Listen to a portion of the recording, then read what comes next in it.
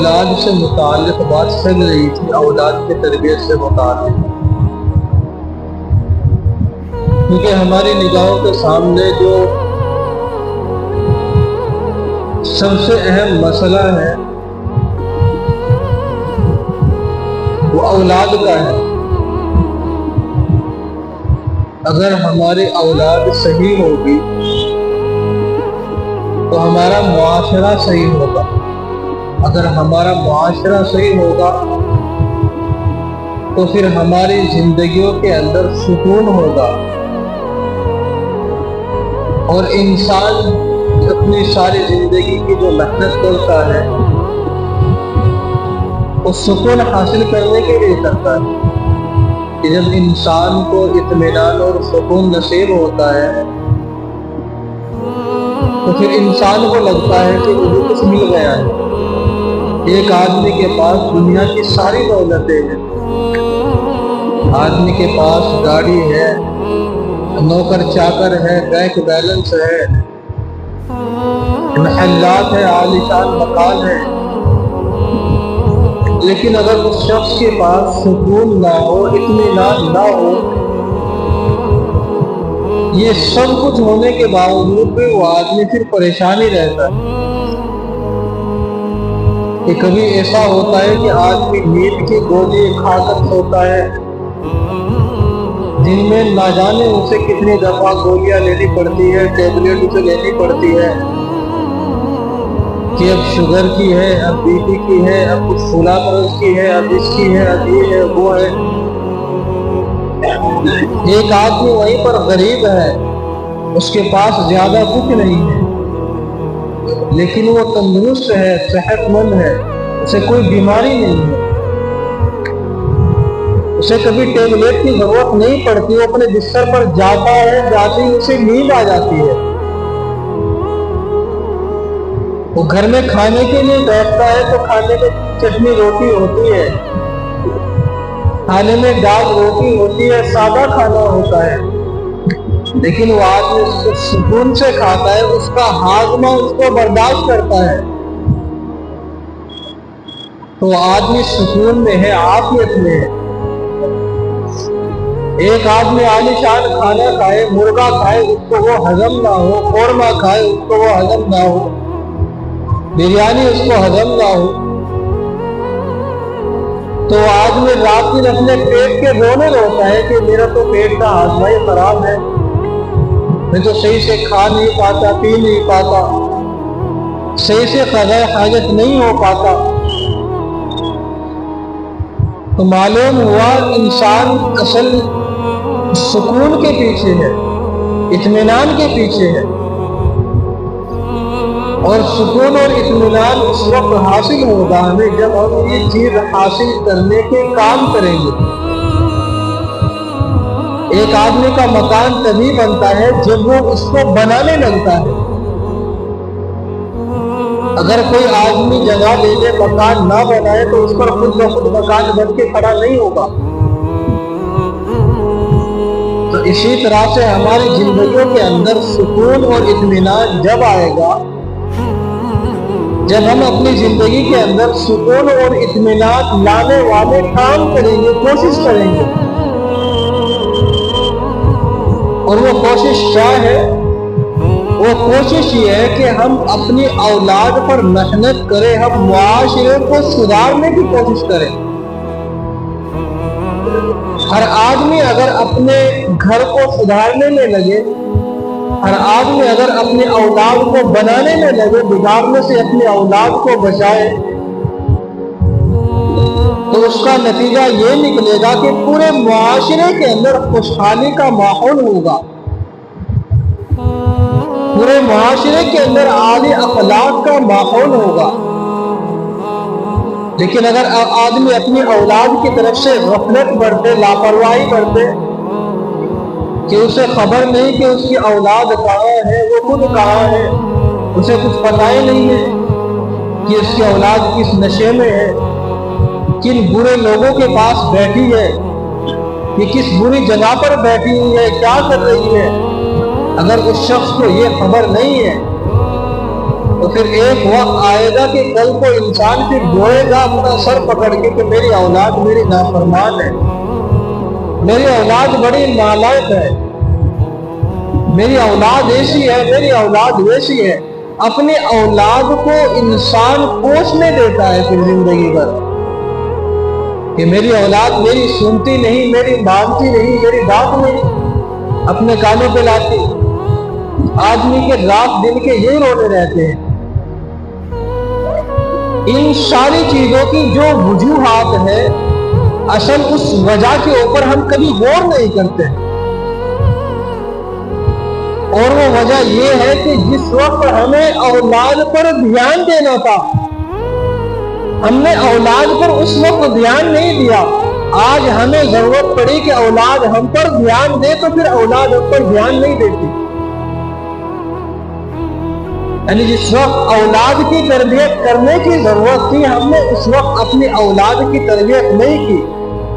آج جب ہمیں اولاد کے سہارے کی، اولاد کے حسن سلوک کی، اولاد کے حسن معاشرت کی ہم کو ضرورت ہے کہ اولاد ہمارا سہارا بنے، اولاد ہمارے کام آئے، اولاد ہماری بات سنے، اولاد ہمارے کندھے سے کندھا ملا کر کھڑے ہو، اولاد ہمیں کما کر کھلائے،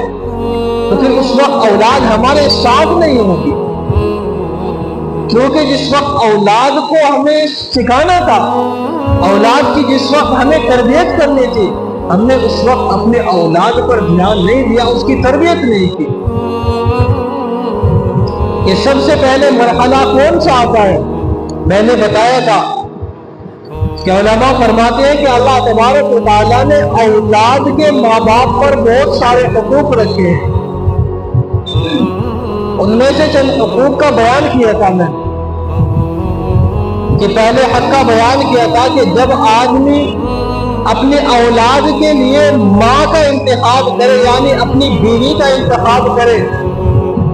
یا اپنے بیوی بچوں کی اہلیہ کا انتخاب کرے، اپنی بچی کے لیے شوہر کا انتخاب کرے، تو وہ نیک اور دیندار ہونا چاہیے۔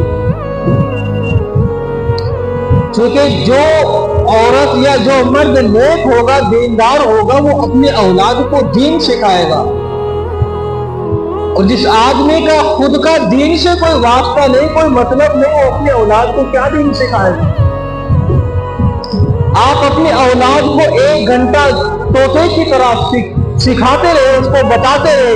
کہ بیٹا تمہیں یہ کرنا ہے، تمہیں یہ نہیں کرنا ہے، اس کو 1 گھنٹے تک آپ سکھاتے رہے۔ آپ سکھا کے گھر سے نکل جائیں، ماں 1 مرتبہ اپنی زبان سے تمہارے نکلنے کے بعد کہہ دے کہ میرے باپ کا دماغ خراب ہے، وہ تو ہر وقت ایسے ہی کرتا رہے، تمہارے 1 گھنٹے کی محنت پہ پانی مل جائے۔ لیکن اگر عورت دیندار ہوگی تو پھر وہ عورت سمجھائے گی اپنی اولاد کو، اپنے بچے کو سمجھائے گی کہ بیٹا تمہارے باپ نے جو کچھ بھی کہا ہے تمہارے خیر کے لیے کہا ہے، تمہارے فائدے کے لیے کہا ہے۔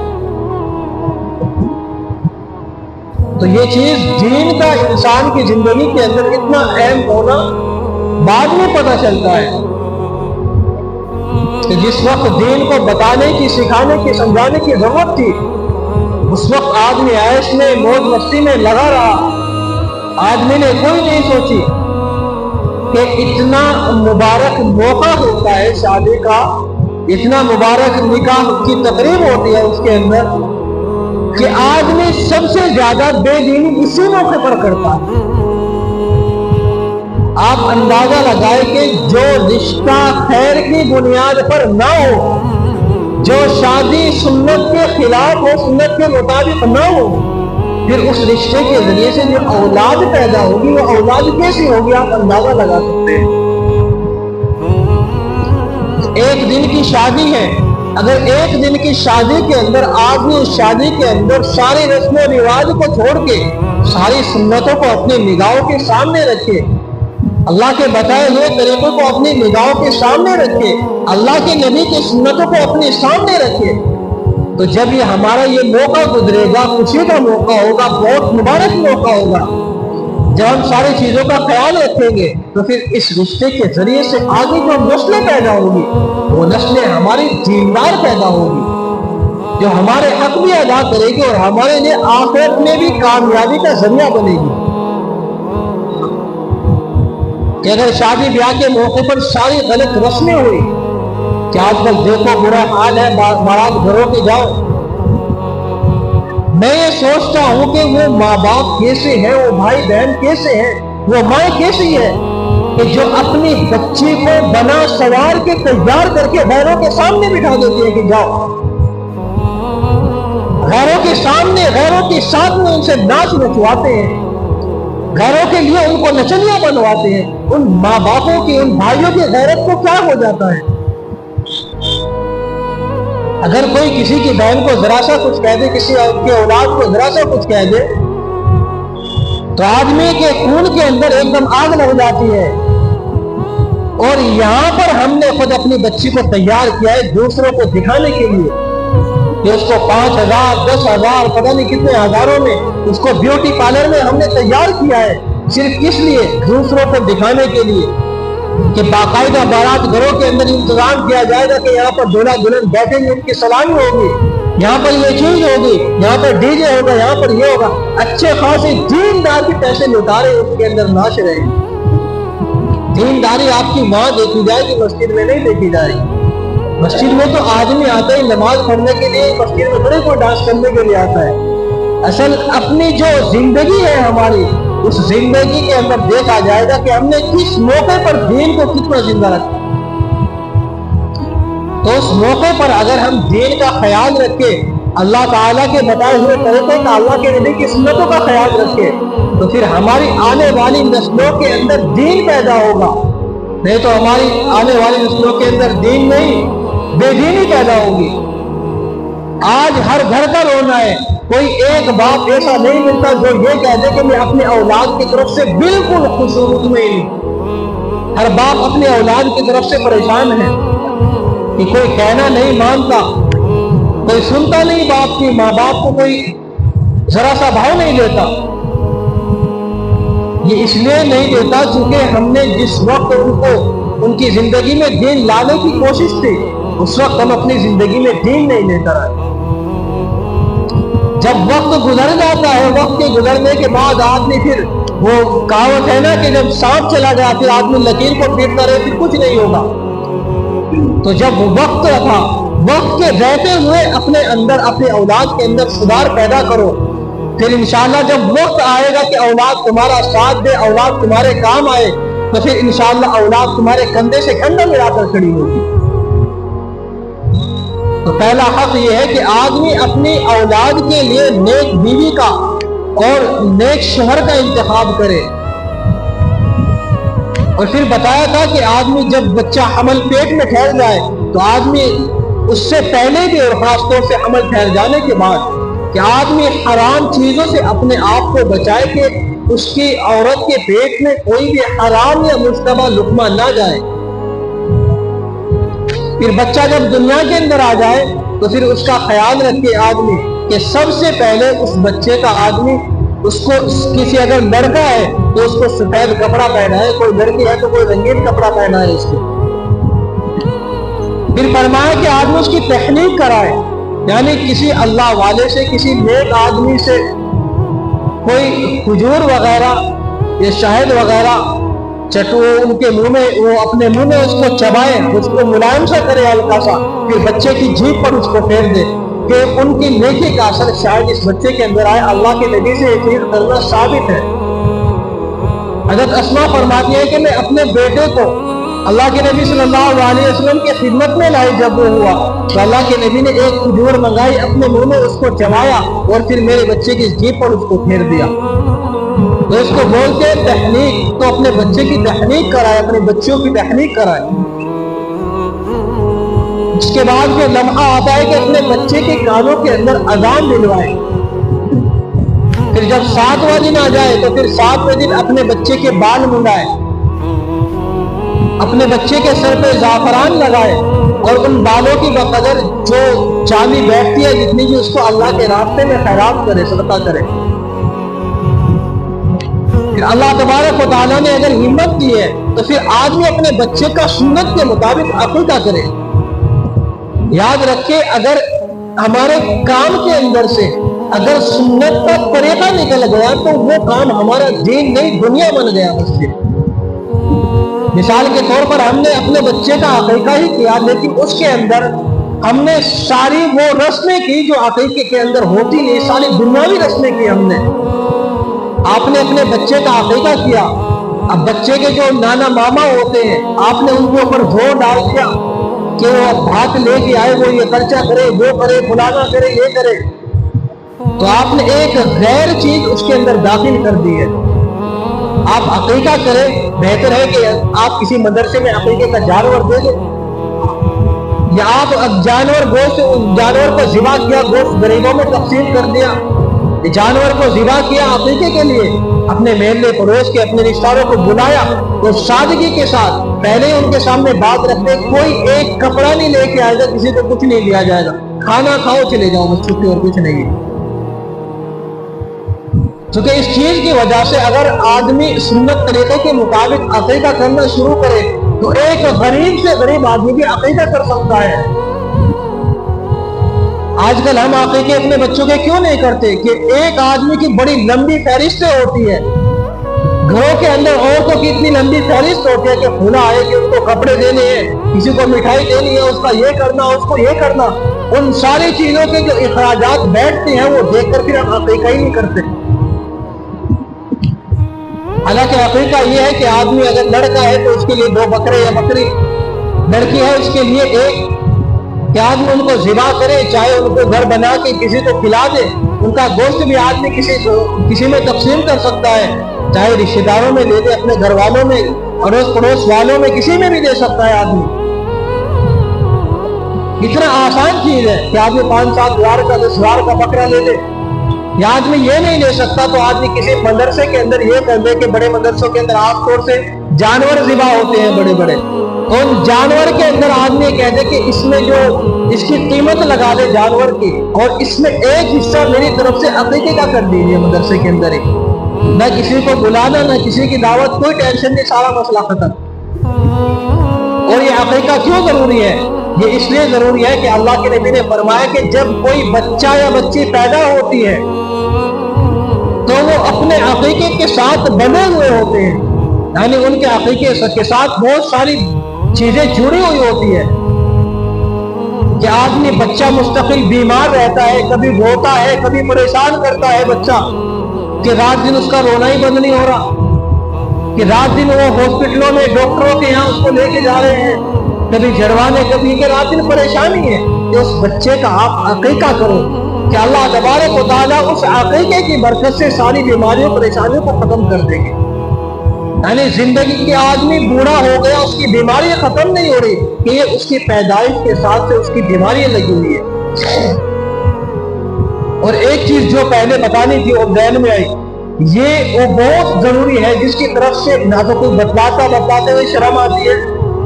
یا ہم اس چیز کی طرف دھیان نہیں دیتے، کہ جب آدمی اپنی بیوی سے صحبت کرے، خاص طور سے تو صحبت کرنے سے پہلے اپنی بیوی سے آدمی کو ہمیشہ دعا پڑھنے کا اہتمام رکھنا چاہیے، کیونکہ حدیث شریف کے اندر آتا ہے کہ اگر آدمی اپنی بیوی کے ساتھ صحبت کرنے سے پہلے دعا نہیں پڑھتا، آسان سی دعا یہ ہے کہ آدمی بسم اللہ پڑھ لے اپنے کپڑے اتارنے سے پہلے، جب صحبت کا ارادہ ہو، ننگا ہونے کی حالت میں تو نہیں، لیکن جب آدمی اپنے کپڑے اتارے صحبت کرنے کے لیے تو اس وقت آدمی بسم اللہ الرحمن الرحیم پڑھ لے، تو اس بسم اللہ پڑھنے کی برکت سے شیطان پھر قریب نہیں آتا ہے۔ اگر آدمی بسم اللہ نہیں پڑھے گا تو شیطان بھی انسان کے ساتھ میں لگ کر پھر صحبت کرتا ہے، اور آپ اندازہ لگائیں کہ اگر اس نطفے سے بچہ ٹھہر جائے، حمل ٹھہر جائے، جس کے اندر شیطان کا بھی دخل تھا، تو پھر اس کے نطفے سے ہونے والا جو بچہ ہوگا، آپ ظاہر سی بات ہے کہ اس کے اندر شیطان کا اثر ہوگا، تو دینداری ہماری وہیں سے شروع ہو جاتی ہے۔ تو کبھی بھی آدمی جب بھی اپنی بیوی کے ساتھ صحبت کرے تو آدمی صحبت کرنے سے پہلے دعا پڑھنے کا ضرور اہتمام کرے۔ اور بعض ایک جگہ میں نے کتاب کے اندر پڑھا تھا کہ اگر آدمی اپنی بیوی سے صحبت کرنے سے پہلے بسم اللہ پڑھتا ہے، اور بسم اللہ پڑھنے کے بعد اس نطفے سے کوئی حمل ٹھہر جاتا ہے، کوئی بچہ یا بچی پیدا ہوتے ہیں، تو ان کے بچے کی جتنی سانسیں ہوتی ہیں ان سانسوں کی بقدر اس کے نامہ اعمال میں نیکیاں لکھ دی جاتی ہیں۔ ایک چھوٹا سا عمل ہے، مختصر سا، کہ اگر آدمی اس کی 2-4 دن آدمی کو پریشانی ہوگی، لیکن جب آدمی مستقل اس کو کرتا رہے گا تو پھر اس کے لیے بڑی آسانی ہو جائے گی، عادت ہو جائے گی اس کو، کہ اس کے بغیر آدمی کو پھر صحبت نہیں کر پائے گا اپنی بیوی کے بغیر۔ تو آدمی اس چیز کا خاص طور سے دھیان رکھے۔ اور پھر یہ کہ جب بچے کا عقیقہ ہو جائے تو پھر اس کے بعد 7ویں دن ہی پھر بچے کا نام رکھنے کی باری آتی ہے۔ جو بتایا تھا کہ نام رکھنے کے اندر آدمی بہت زیادہ احتیاط رکھے۔ میں نے پہلے بھی کہا تھا کہ نیا نام رکھنے کی کوشش نہ کرے اپنے بچے کی، بلکہ اپنے بچے کا اچھا نام رکھنے کی کوشش کرے جس کے معنی زیادہ اچھے ہوں۔ اللہ کے نبی صلی اللہ علیہ وسلم نے ارشاد فرمایا کہ تم اپنے بچوں کے نام، اپنی بچیوں کے نام نیک لوگوں کے ناموں پر رکھو، نبیوں کے ناموں پر رکھو، صحابہ کرام کے ناموں پر رکھو۔ اس چیز میں مت رکھو کہ یہ فلاں کا نام ہے، یہ میرے اڑوس میں پڑوس میں فلاں کا ہے، نہیں، آپ یہ دیکھو کہ آپ کو اپنا بچہ بنانا کیسا ہے۔ اگر آپ کو اپنا بچہ ایسا بنانا ہے کہ اس کے اندر نبیوں کی صفت آئے، اس کے اندر اولیاء اللہ کی نیک لوگوں کی بزرگوں کی اس کے اندر صفت آئے، کہ وہ اپنے اولاد کا بھی فرما بردار ہو، اپنے رب کا بھی فرما بردار ہو، دین پر عمل کرنے والا ہو، تو پھر اس کا نام بھی آدمی اچھا رکھے، نیک نام رکھے۔ اللہ تبارک و تعالیٰ کو سب سے زیادہ پسندیدہ نام عبداللہ اور عبد الرحمن ہے، اور باقی جو بھی صحابہ کرام کے نام ہے اللہ کے نبی نے سارے پسند فرمائے، سب کو رکھو۔ جو نام اللہ کے نبی کو ناپسند تھا اللہ کے نبی نے صحابہ کرام کو نام تبدیل کیے۔ حضرت عمر رضی اللہ عنہ کی صاحبزادی تھی، اس کا نام آسیہ تھا۔ آسیہ کا مطلب ہوتا ہے نافرمان، عین کے ساتھ۔ ایک ہوتا ہے آسیہ حمزہ کے ساتھ، ایک ہوتا ہے عین کے ساتھ۔ تو جو عین کے ساتھ ہوتا ہے اس کا مطلب ہوتا ہے نافرمان۔ اللہ کے نبی نے اس کا نام بدل کر اس کا نام جمیلہ رکھ دیا، خوبصورت، حسین و جمیل۔ ایک صحابی اللہ کے نبی کے پاس آئے، ان کا نام تھا اسود۔ اسود کے معنی ہے کالا۔ کلو ٹھیکیدار جسے ہم کہتے ہیں کہ نام کسی کا بھی کالا پڑا ہوا ہوتا، تو اسود کے معنی تھا کالا۔ اللہ کے نبی نے اس کا نام بدلا، اس کا نام اسود سے ابیض رکھا، کہ گورا اس کا نام رکھا، سفید چٹا اس کا نام رکھا۔ تو اللہ کے نبی کے یہاں کوئی بھی آتا کہ جس کا نام خراب ہوتا، اس کے معنی صحیح نہ ہوتے، اللہ کے نبی اس کا نام تبدیل کر دیا کرتے تھے۔ تو اگر ہمارے اولادوں کے کسی کے نام خراب ہے، جن کے نام کے معنی صحیح نہیں ہے، تو اپنے اولادوں کے نام آدمی چینج کرے۔ اللہ کے نبی نے فرمایا کہ قیامت کے دن اولاد کو جو پکارا جائے گا ان کے ماں باپ کے ناموں سے پکارا جائے گا۔ مثال کے طور پر کاڑا ہی نام رکھ دیا تو قیامت کے دن پکارا جائے گا کاڑے کا فلانا آ جاؤ۔ لیکن اگر اچھا نام رکھا گیا تو پھر کیا ہوگا کہ بھئی ابراہیم کے صاحبزادے عبد الرحمن آ جاؤ، عیسیٰ کے صاحبزادے جو ہے ابراہیم آ جاؤ، فلانے آ جاؤ۔ کہ جب اچھا نام لیا جائے گا کہ سب لوگوں کے سامنے قیامت میں جب میدان جمع ہوگا، اللہ تبارک و تعالیٰ لوگوں کے ناموں سے ان کو پکاریں گے، یا فرشتوں کے ذریعے سے ان کو پکارا جائے گا، تو وہاں پر بھی اچھا نام ہونا چاہیے۔ ایسا نہ ہو کہ نام ایسا ہو کہ جو نام سن کر وہاں پر بھی آدمی کو شرمندگی ہو، تو نام اچھا ہو۔ بعض جگہ یہ آتا ہے کہ ماں کے ناموں کے ساتھ پکارا جائے گا، تو بہرحال لڑکی ہو یا لڑکا ہو، کوئی بھی ہو، کہ دونوں کا نام آدمی ایسا رکھے جس کے معنی اچھے ہوں، خوبصورت ہو۔ اور اللہ کے نبی نے فرمایا کہ ایسے معنی نہ رکھو کہ جن ناموں کے اندر یا جن کے معنی کے اندر ایک بڑائی اور تکبر پایا جائے، ایسے نام نہ رکھو، بلکہ ایسے نام رکھو کہ جن کے نام کے جو معنی ہو وہ اچھائی پر دلالت کرتے ہو۔ تو اس چیز کا خاص خیال رکھے۔ جو باتیں بیان کی گئی ہیں، اگر آدمی ان چیزوں پر عمل کرے گا تو انشاءاللہ پھر اس کی اولاد نیک ہوگی، اس کی اولاد دیندار ہوگی۔ پھر جو ہمارا جو معاشرہ ہے، ہمارے معاشرے کے اندر اصلاح کا، پیار محبت کا، دینداری کا ماحول قائم ہوگا، جو ایک معاشرے کے لیے خیر کا ذریعہ بنے گا۔ لیکن اگر ہم نے اپنے اولاد پر دینداری پر بچپن سے ہی، پہلے سے ہی توجہ نہیں دی، ان کی تربیت کا یا ان کی تعلیم کا، ان کے ناموں کا، ساری چیزوں کا ہم نے خیال نہیں رکھا، تو پھر یاد رکھیں کل کو یہ اولاد وہ ہوگی جن کے لیے ہم بڑے ہو کر روئیں گے۔ کبھی کبھی آپ نے سنا ہوگا کہ آدمی سوچتا ہے کہ کاش کہ میری اولاد ہوئی نہ ہوتی۔ ہم نے ایک آدمی کو سنا، ہمارے یہی ہے ایک آدمی، اس کے 4-5 بیچارے کے لڑکیاں ہیں، ایک لڑکا ہے، ایک لڑکا اس کے ناک میں دم کر کے رکھتا ہے، اس کی ماں بھی یہ کہتی دنیا سے چلی گئی بیچاری، باپ بھی یہی کہتا ہے کہ کاش میرے ایک اور لڑکی ہو جاتی، لڑکا نہ ہوتا۔ تو ہم ایسے